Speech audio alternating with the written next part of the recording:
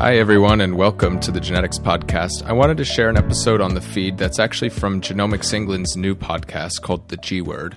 Chris Wigley, who's the CEO of Genomics England and the host of the podcast, invited me on to talk about some of the work we're doing at Sano to accelerate personalized medicine research with our online platform, as well as some of my past research work during my PhD. We also had a great conversation about how government initiatives like Genomics England, industry like us at Sano and pharma biotech companies, as well as patients and participants, can come together to accelerate research. And I thought I'd just share this episode in the podcast generally because I've been listening to it myself, really enjoying it, and I thought that you all might too.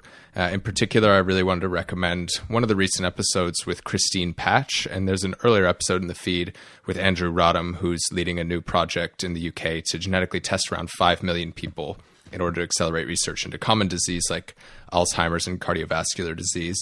It was really interesting listening to Chris, who's the CEO of Genomics England, where they've really, to date, focused primarily on rare disease and cancer, but are starting to do more sequencing across the NHS. Talk to Andrew, who's focused on this very large scale and very different in some ways project that's more focused on later onset Alzheimer's cardiovascular disease.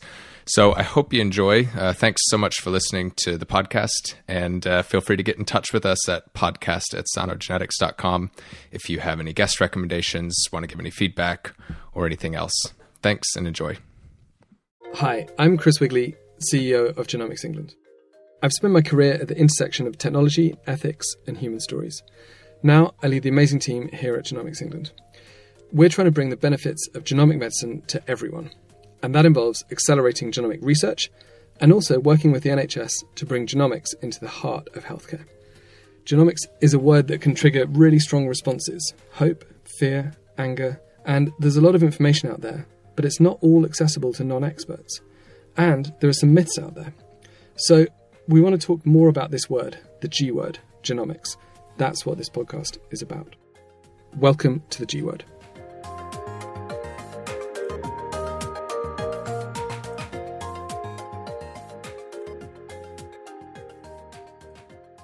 So it's my pleasure to be joined on the G Word today with Dr. Patrick Short. Patrick, how are you? I'm great today. Yeah, thanks so much. Looking forward to it. Good. Welcome to the pod. And you are the co-founder and the CEO of Sano Genetics. And by background, you're a genomic researcher, a bioinformatician. You've done a bunch of stuff which we're going to dig into. But maybe before we get to Sano, would love to understand, how did you get into bioinformatics, genomics? You know, were you kind of one of those 5-year-old kids who's kind of building space rockets in the garage, or like, how did you get into the field? I wasn't exactly one of those kids. If my dad will tell you that I had a lot of really failed inventions as a kid. One time I tried to make one of those summer, we call them bucket hats in the US, with solar cells on it and computer fans to keep myself cool in the summer, but it didn't work at all. So I was actually more of a math guy, not so much hands-on physics or engineering. But when I went to as you and your listeners can tell from my accent, I'm from the US. I went to university, and I was originally actually going to study math and business. I thought I wanted to go into finance or something like that. I really didn't like my first economics class, so I switched to math and biology. And I had a really great biology intro bio 101 who said you should really check out this genetics thing. It was probably around 2007, right when you've seen the graphs, and lots of your listeners have seen the graphs, right when the cost of sequencing was starting to crater. And he said, you should check this thing out. So I did, and I thought it was really interesting. I had history of rare disease in parts of my family, so I kind of had it around the dinner table as conversation as well. And so I studied math and biology in university, and then I moved over here to the UK to do my PhD in a program called Mathematical Genomics and Medicine. And that's how I got into it, really, in a nutshell.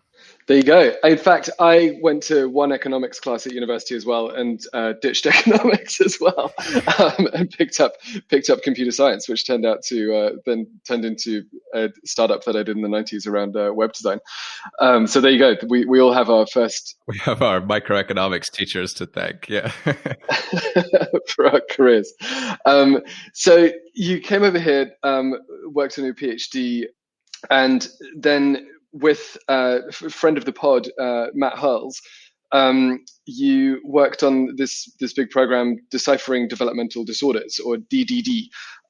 Tell us what that was. Yeah, it's an amazing project, and I was a PhD student that worked on it, so can take zero credit for helping to set it up, think of it, create it. I basically showed up at the right time, but Matt and Helen Firth and a number of other clinicians and clinician scientists and scientists across the UK really set this project up and made it what it is today. But in a nutshell, it's at this point, I think it's over 10,000 families in the UK where the child has a developmental disorder or suspected developmental disorder, and exome sequencing was done in the child as well as both parents. And in most of these cases, the family had already received some kind of standard of care genetic testing in the health service. They weren't able to find a diagnosis, so the participating clinicians, there's more than 100 across the country, would then refer them into this research program, DDD, Deciphering Developmental Disorders. And in that project, I worked on a program of work that was focused around the non-coding genome, so looking at things outside of the protein coding regions. And the team has done a ton of incredible work on the protein coding parts, which in some ways is kind of the big story over the last 10 years that's come out of that project. But I worked on an interesting kind of side part of it that happy to tell you about, and focused on the non-coding genome, which I know you talk about a lot these days because we didn't have whole genomes in that project, but you do now. Well, I was going to say the whole field is moving so fast, right? So just place this in time for us. Like, when were you working on this? I was working on it from, I'm going to have to go back in my mind and make sure time is mashing together. I graduated in 2018 from my PhD, so it was 2014, 15 through to 2018 that I worked on it. But the project itself started several years before that, because as you know, the data collection and getting things up and running took, many years actually to mobilize. Yeah, it's always remarkable how complicated it is to get these things moving, which only actually, complete side note, highlights how rapidly so much stuff got done during the pandemic. It is remarkable. Through your work there, you're a PhD or postdoc person working on a pretty deeply technical subject around, what can we learn from the non-coding regions of the genome to do with these developmental disorders. How, if at all, at that point, did you feel connected to the human beings who, this project was being done for and with, and so on? Yeah, one of the things that the DDD project did really well was organize an annual meeting that invited participants and members of nonprofit organizations, members of the community, where the scientists working on the projects, the clinicians actually presented all the work that was done over the past year to that group. And I remember the first one of those that I went to, I had a real personal light bulb moment where there were also families and participants that were invited to present and take part. And one of them shared the fact that they received a diagnosis as part of the project. There was no treatment or cure yet, but they connected with other families on Facebook and other groups. And that was a light bulb moment to me, that the mere diagnosis or giving this rare disease a name was actually a really powerful thing that starts then a cascade of events, including finding community, forming things like nonprofit groups, creating potentially future therapeutics. I guess it feels these days like a privilege to be able to actually get hundreds of people together in person and meet each other, build community, talk about these things, right? How did meeting the participants impact your work, if at all? Because I get that it was a very technical topic. No, it really did impact it in the sense that we're working on when you're thinking about what are the measures of success as a PhD student or postdoc, it's often about answering a big enough or important enough scientific question that you can write a paper about it and move the field along in some way. And sometimes you can lose the forest for the trees in that, especially if you're really focused on the fundamental biology and not taking a step back to say, there are scientific aims that we're working towards here, but what are the concrete aims? And in the case of the DDD project, we could always quantify what we were doing in the impact of those 10,000 families that were part of that project because of the way it was linked up with the clinical groups, that any discovery that was made by the postdocs, PhD student scientists that were working on the project could be fed back to clinicians, validated in their labs and then returned to families. And I don't know what the numbers are, but it's probably approaching 30 or 40% of families that were able to get a diagnosis through this. So I think it's a real power of some of the translational research that's being done, that you can not only answer interesting fundamental biological questions, but also impact people directly in the process. And that was really personally motivating for me, because I really like the science, of course, but the human element also is incredibly exciting and important. For sure. Yeah, it's those human stories that get us out of bed in the morning, right? And how did you go from that work to Sano? Were you lying in a bath and you sort of said, Eureka, I know what I need to do? Like, I'm always fascinated with startups or, being a founder. Was there an aha moment? Was it something that had been kind of creeping up on you gradually? Did you get drunk and have a conversation in a bar? Like, where did it come from? Yeah, it's interesting. And I'm also conscious that in retrospect, it's sometimes a little bit hard to remember exactly how these things play out, and they can be editorialized a little bit. To like a perfect narrative. Yeah, no, but the way I remember it, so myself, Will, and Charlotte, 3 co-founders, experienced very similar problems in our PhD work. Not so much a problem, but something that was clear that could be done much better from the scientist side, which was there were these huge data sets being collected, biobanks, population scale, precision medicine initiatives. But the link to the participant from those databases to the participant often didn't exist at all. And from a scientific perspective, that meant we were fashioning our hypotheses and what we could do to the data that was available. So to give you a concrete example, in the DDD project, incredible scale and amount of data, but there were certain questions that were just logistically impossible to do because there was no direct link back to the participant. It was through the clinician. And what I want to make sure is clear here is that it's not about cutting the clinician out, but most, I don't know what the percentage is, but the vast majority of clinicians, their day job is seeing patients, not supporting research. So it's about building hybrid models that enable participants, clinicians, scientists to come together to do things much more effectively, and in particular use software much more effectively to collect data direct from participants, so participant reported outcomes when it makes sense, or to loop clinicians into the scientific process to make it easier for them to provide data that may be available only in a clinical setting that participants can have. So we saw that from the research side, there was a real opportunity to strengthen that link between the participant, the clinician, and the scientist to make that work happen much more effectively. And then on the participant side, we saw, and from ourselves taking part in research studies where we mailed urine or blood or things like that to different parts of the world, that the participant experience itself was very analog. So actually taking part in research wasn't anything like all of the modern digital technologies we have today. Things like mobile banking have come a very long way in the last 10, 15 years. Obviously ordering food has come a very long way, but taking part in research is still a fairly analog process. So we felt like there was a real opportunity to both accelerate what could be done on a research side, but also create a better participant experience and therefore widen the opportunity of who can take part as well, because there is a pretty high barrier to taking part in research sometimes, including travel and time you need to take off work and things you need to do to actually just do something that may be fundamentally altruistic, like taking part in research or something that helps you personally. In the case of a project focused around diagnostics or treatments like a clinical trial.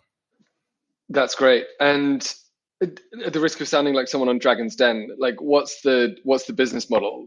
Who do you sell what to? Or is it, or how are you funded? Is it partly philanthropically funded or what's the business model? Yeah, so what we do fundamentally is we built a software platform that powers the participants to connect with researchers and researchers connect with participants. So we make money in 2 ways. The first is we work with academic, biotech, pharma companies to help them run their research studies much more effectively using our software. So that includes better ways of finding participants, screening participants to see if they're likely to be eligible for studies, and then connecting those participants to the studies.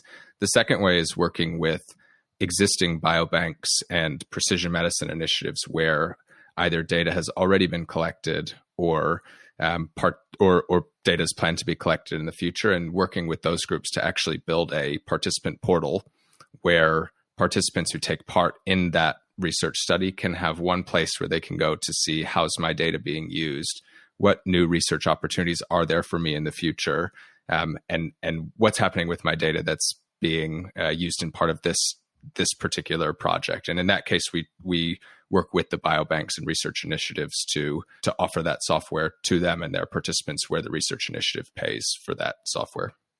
Got it. So the first model is almost, I don't know if it's overly flippant to say something like sort of Tinder for researchers and participants. It's like you're effectively making a market, right? It's like, how can we've got these people, these researchers who need participants. We've got these communities that need research done on their thing. And the second one is effectively your account type facility, right? Your package is 8 stops away, or here's other products you might like, or yeah, that's right. To some extent, it's an idea of a managed marketplace. So you have participants are in all sorts of places in the world, right? They're interacting with nonprofit organizations. They're part of existing research programs. They themselves are forming patient organizations.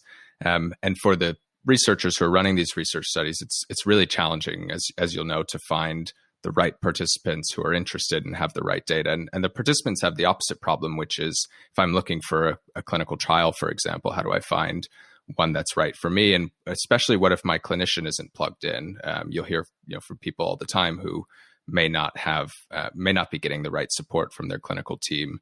And it's empowering those clinical teams as well to understand what is the right clinical trial, if it's a clinical trial for a participant, or observational studies. So can we do at-home genetic testing to better understand why some people go on to develop more severe forms of a disease while others don't? And like you say, it's building that ecosystem, that platform in the middle that makes that process go from, our goal is that it shouldn't take 15 years for a new discovery to go from the lab to the healthcare system, but can we get that much more quickly by building a system where the participant themselves is at the center and is empowered to find research that's relevant to them and take part in it. Great. And another interesting dimension for me is like the different types of research. And, if I'm a researcher who is trying to develop, a better inhaler for asthma, right? A medical device, I can see I would need to engage with humans all day, every day. How does it feel in the hand? Can you actually breathe properly with it? How does it work? All of that kind of IDEO, what shape should a toothbrush be kind of type hands-on engagement with users and in that sense, participants. If I'm a researcher who is, say, working on some fundamental science, like I'm just listening to this fantastic book at the moment called The Code Breaker, which is the story of kind of Jennifer Doudna and the CRISPR-Cas9 experience. And certainly in the early days there, they were hardcore in the lab trying to figure out about mRNA, how it works, and quite far from specific applications. Is it right to think of it as being, there is a more direct connection, the more applied we get, and there's a less direct connection, the more upstream we are?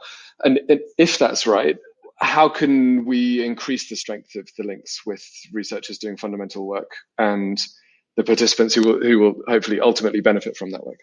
Yeah, I love this question. And we thought about this a lot in the early days of starting the company, and we still do, because so the way we think about the research to healthcare divide is you can go more and more granular, but at the very high level, there's the discover phase, the develop phase, and then the deliver phase. Where discover is, biomarkers, drugs, targets. Develop is primarily clinical trials and all the things around it. And then deliver is the healthcare system itself. And I completely agree with you that generally speaking, the further you go from left to right, the more involved, people are. And this is one of the big challenges, I think, with the early stage research and the discovery is that there's not much in it for participants, generally speaking. You're asked to donate blood, saliva, fill out surveys, and all that really happens is things happen in the lab for 3 years, 90% of it fails, and sometimes people write a paper, sometimes not. So the second phase, clinical trials, and the third phase, deliver, is much more clear because there's a value proposition to participants there, right? If I want to find a clinical trial and take part in it, it's because I think it'll help me or someone in my family. What we're trying to do in the early stage is give participants back something in the short, medium, and long term, regardless of whether that particular research study that they're in is going to bear fruit now or in the future. So this can be simple things like acknowledging their contribution and letting them know about progress updates. So one of the things we heard in our early kind of product development workshops with participants is that I actually just want to hear that I'm making a difference and that things are happening, that my sample's been received, it's been analyzed, and things are happening. And also more ways of learning about themselves and what the new research means to them, even if it's not necessarily actionable or in the mainstream yet today, but digestible updates of the latest research that's happening that's relevant to me and my family. So way we've built the platform is to give people monthly updates on conditions that are relevant to them or their family of the new research, personalized genetic reports to the extent that it's possible. We try to stay away from clinically relevant reports, but things like traits, as you know, are changing. There's new research that comes out every day. So giving people something back in that early stages, I think is really critical so that they can get that instant or near instant feedback of taking part when even if it's not the research itself that's bearing instant fruit, but actually their participation in it is giving them personally something back for it. Got it. And in this world of, we've talked about digital apps for banking. I'm sitting here wearing a smartwatch that's measuring my heart rate, as are you. I can see. Is there also an opportunity to bring in these other sources of data? And I guess I would maybe roll things like social determinants of health in here as well, like ambient data like air pollution or, I don't know, other stuff. Are you, as a group, thinking about how to broaden, I guess, the diversity of the types of data sets that can contribute to this research as well, beyond the kind of blood, saliva, kind of mainstream medical record type core assets?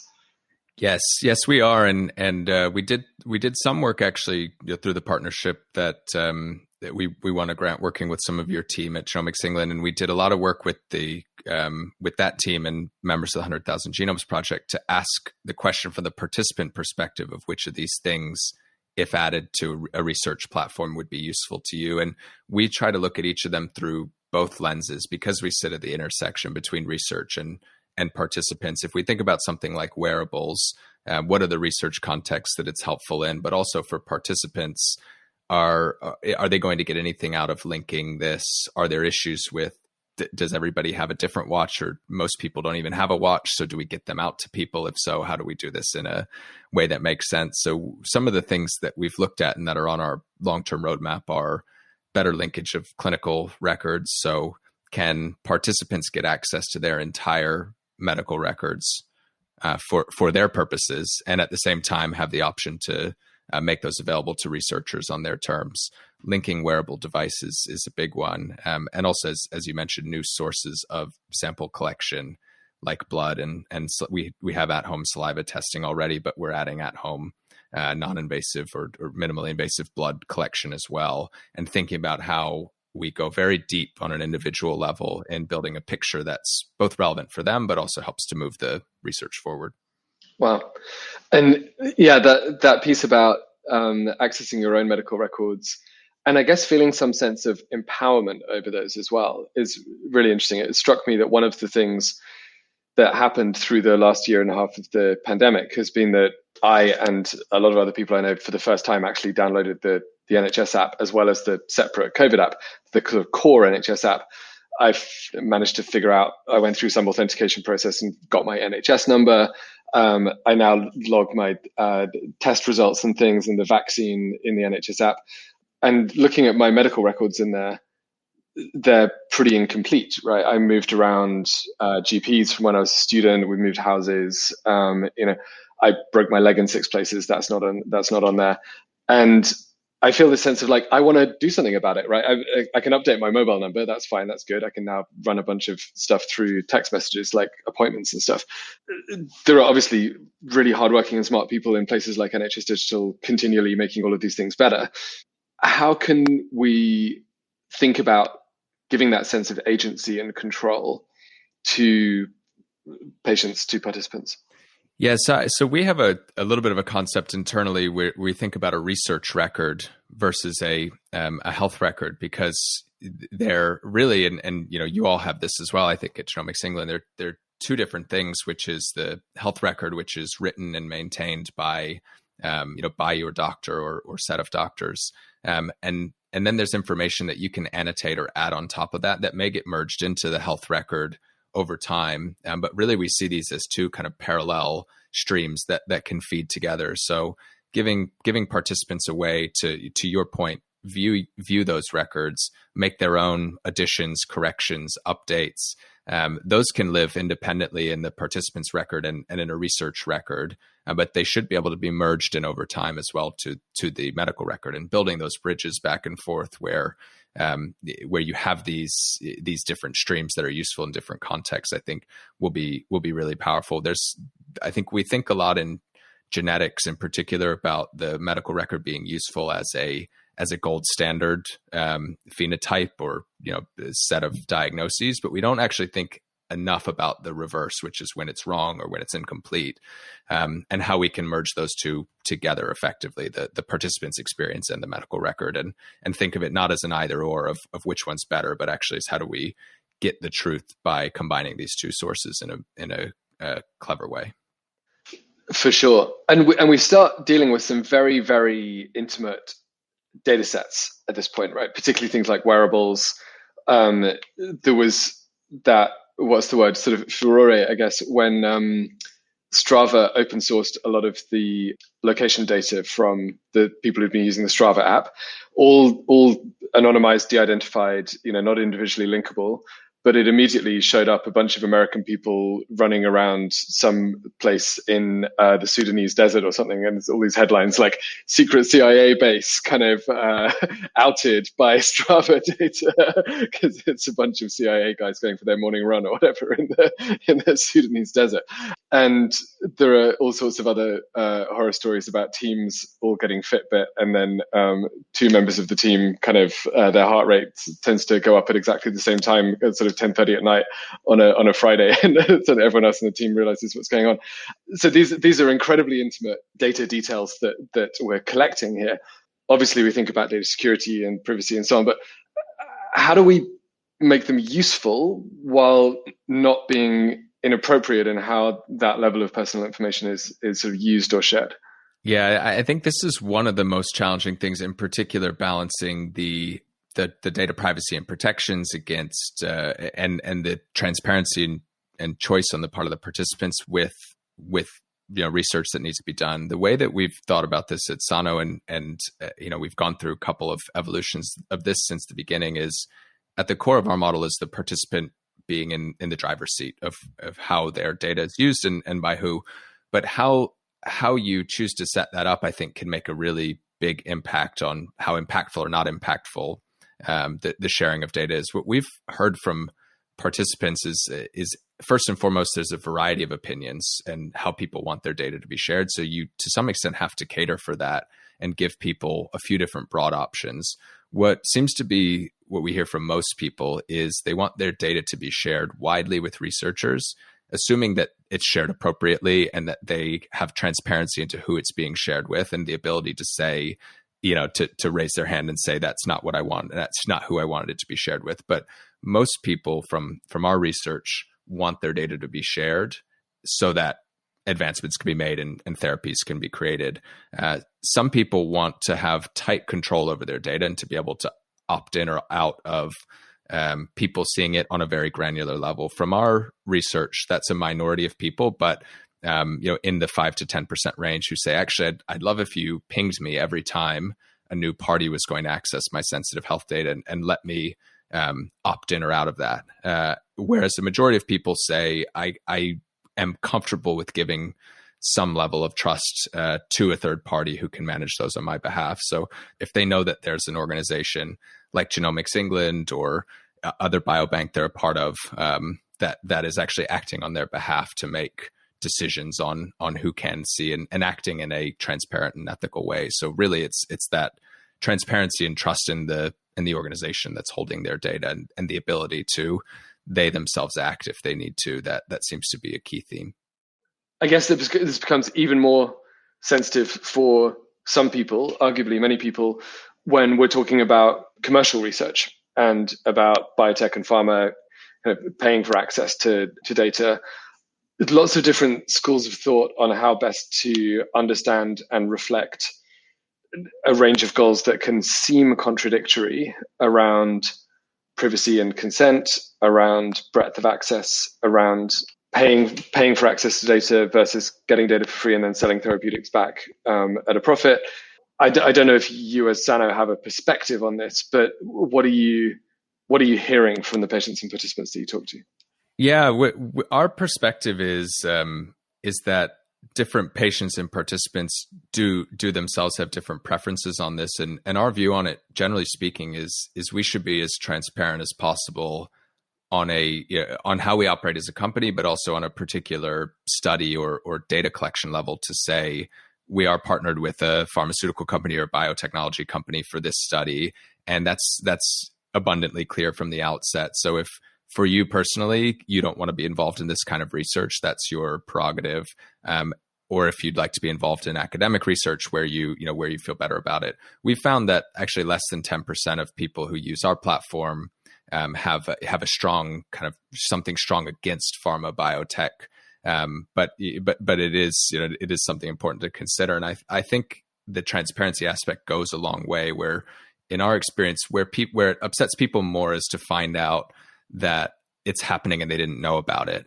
If it's abundantly clear from the beginning of we're doing this because these companies are trying to develop treatments, that will hopefully help you and others like you, and we're working with them on this, and here's the commercial relationship and here's how it works, then people can actually engage in a much more nuanced conversation to say, for example, hey, shouldn't participants who take part in this get a free treatment if it succeeds? Yeah, and that's one of the important and interesting conversations, rather than making it black and white of pharma and biotech are no good and nonprofit academic research is good. We find that people can then have much more, I guess, nuanced conversations around, we acknowledge the role of for-profit companies in this whole process. How do we make it better, rather than calling it black and white? Absolutely. And I get a personal view. I think that we can and should be both, as you say, transparent, but also confident in having these conversations. And I think conversation one is, yes, we're working with this company, which is a for-profit company. That is the model that has proven most effective in the history of the world in developing new treatments for drugs. So if we want to be able to, new treatments for conditions. So if we want to be able to not just diagnose, but also treat this condition, this is a model that seems to work. I don't know if this is true or not. This is unvalidated. Anecdotally, there are as many Nobel Prizes for biology from the sort of Russia and the Eastern Bloc as there are from kind of UK, Europe, and the US since World War II. No new drugs have come out of the former. Obviously, tons of drugs have come out of the other. There is something about this model which works in terms of developing new treatments, and I think that acknowledging that is an important part of transparency. But I think there's another element to this, which is that it's okay for there to be a value exchange. And one of the things that I've been struck by talking to participants and patients is there's a value exchange with academia as well. I was talking, in fact, to one of our 100,000 Genome Project participants who was saying with a slightly sort of wry smile, they'd been talking to this academic research team. And they said, oh, and it's great for you, the participants who are taking part in this research, because we're going to be making these discoveries and that will hopefully help you and so on. And the participants said, well, what's in it for you? And they said, no, but we want to talk about what's in it for you. They're like, no, but we want to talk about what's in it for you, right? And, so presumably if you do well here, you get a paper in Nature and that's good for your career and so on. And the researchers had looked like really shifty and been like, well, yeah, but, that's not important. It's about like the greater human good and stuff. And the participants were like, it's okay, man. Like it's fine. Like we want you to succeed in your career. That's fine. We're glad that this will help you do that. If that helps us understand our condition more, that's right. You could do more research and help us understand our condition more. Yeah. Yeah. And that's okay. And so I think there's something about how do we get all of the players in this game to feel more confident about their agendas, right? And what they're looking for. Like it's okay for there to be a value exchange. That's what collaboration looks like. And I think, to your point, not talking about it is kind of the worst thing we can do, because it is how the system works. And in my view, being transparent about it, talking about it, and working to improve it is really the way forward. One of the interesting examples, I think, where things have changed a lot due to some bold moves by players like the UK Biobank is some of the discussions around exclusivity. So one of the big kind of bones to pick with a lot of people, I think rightly, is exclusivity around very large data sets, because ultimately what patients, participants, and most people want is as many smart eyeballs as possible to be pointed at a data set to solve problems. But sometimes this runs in direct conflict with what if the resource doesn't get created in the first place because no one puts up, and I think groups like the UK Biobank have threaded the needle really effectively to say it's a 9-month or 12-month exclusivity period, which is enough for the commercial parties to get some commercial edge out of investing in this. But it's really not a long time in the grand scheme of things. And after those 12 months, it's open to absolutely everyone. And you all have a very different model, which is it's funded by the government. And so you're able to do non-exclusive access in a very different way. But I think businesses like us, it's really interesting to think about how we can replicate models like the UK Biobank and others to say, if there's something that wasn't being created before because no one wanted to offer exclusivity and no one was able to, no one was willing to accept exclusivity, is there a way to do it in a triple win where everyone gets, science moves forward and everyone gets something out of it, rather than being stuck at a kind of log jam where nothing happens? I agree with you. I think it's a really useful kind of case law in terms of developing these kinds of setups where, as you say, everyone benefits, and actually you can unlock more research being done.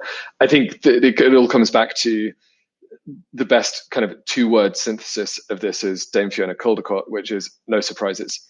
To your point about the people, what patients, participants, or people generally get really cross about is when they find out something's been done, either with their data or about involving them in some way that they didn't know about. That's when you're breaking the no surprises rule. Super. So we're talking now about genomics. We're talking about Sano. We're talking about data and privacy and so on. This is part of a wider aspiration that we have as Genomics England around convening something of a national conversation around genomics. As we do that, are there either topics or individuals that you don't think get enough airtime that we should use this series to bring to the fore? One of the topics that I'd love for you to bring to the fore, and thinking about how we do this in our podcast as well, is diversity in genomics. And I think there are a lot of people who talk about it, but it strikes at the heart of some of these challenges that we have. As you know, there's a negative reinforcing loop where the more Caucasian dominated data sets that are created, the more that findings are focused in those groups and don't generalize more widely. And it's a vicious cycle. So and I think breaking that cycle is really challenging and requires people from all kinds of different parts of the ecosystem to come together. So I think that's a really interesting area that as we see things like polygenic risk scores and genetic testing more broadly, there's a will for it to go into the healthcare system, but we know right now that it's not generalizable to everyone. So I think that's a big area. The second one, I guess, is the transition more broadly from, I hesitate to call it to precision medicine or personalized medicine, but toward something that's more and more precise or personalized than it is today. I think it's, from my perspective, there's some things that have moved really quickly, like cancer. And in the last 20 years, things have changed dramatically.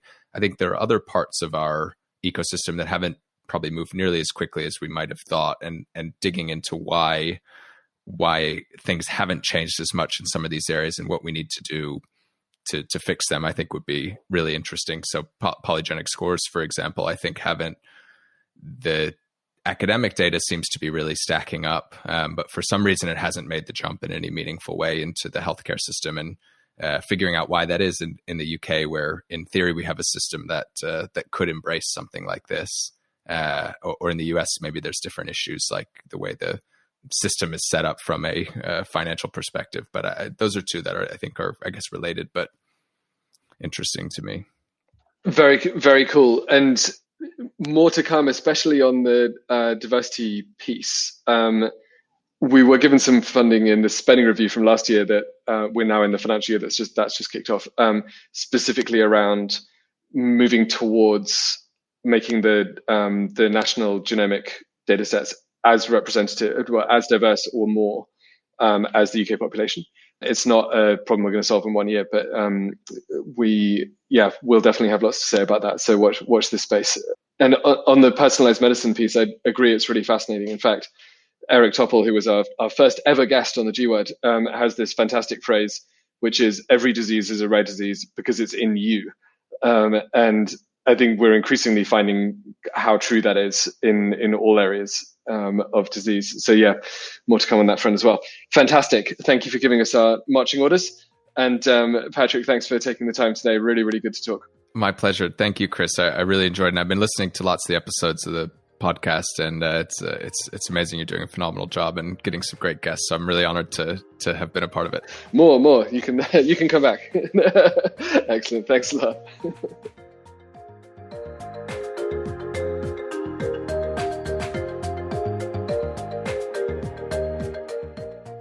Well, that's all for this episode. Thanks for listening to this discussion about the G Word and for joining us on this journey to highlight and debate the implications of genomics as it comes to the mainstream of healthcare and society. Remember to subscribe to the G Word on Apple Podcasts, Spotify, or wherever you listen. If you have views on these topics, if you have a suggestion for someone we should interview, then do write to us at podcast@genomicsengland.co.uk. And do remember, if you've enjoyed listening, that giving us a 5-star review really helps other people find out about the series. I'd appreciate it very much. See you on the next episode of the G Word. Thank you for listening to this episode of the Genetics Podcast. If you enjoyed the podcast, we'd really appreciate if you left us a review on your favorite podcast player, or even better, you can tell a friend who you think might like it too. As always, you can reach us anytime at podcast@sanogenetics.com. We really love to hear from you all about any feedback you have, guests you'd like to hear from, or topics that you'd like to see us cover in the future. Thank you again for listening, and we'll see you next time.